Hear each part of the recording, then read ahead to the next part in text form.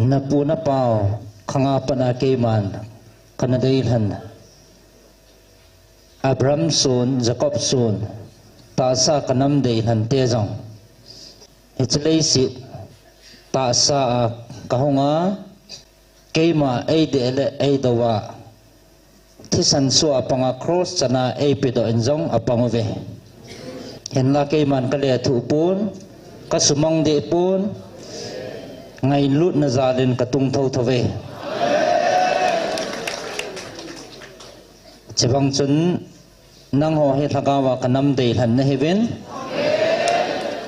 nang hon jong thagawa nei dove thagawin nei dovin na kam so ho keima do na ngan jeng hitan na chi na ho na lung thim ho wa keima do na kholwin he che ho chu na hin su do jivin hin la keman he cho ji chun na sumang de pu venge aji chu thagawa kadei han nei jivin he chinam hi keman kasu dama katunding ichigal hi thagaw galhin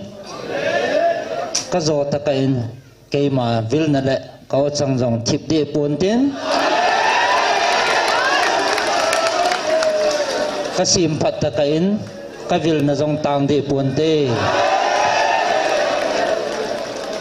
ta sa kanam dei han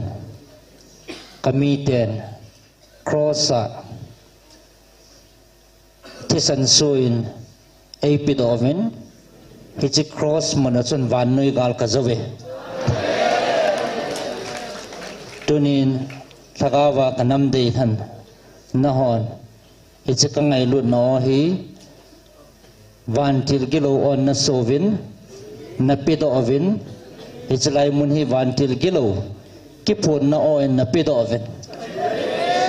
Ichlai na pido na mun mama wasu thagawa gal ka zo ding hi ichina pido na mun wasu van til kilo thagaw gal ke man ka zo ding hi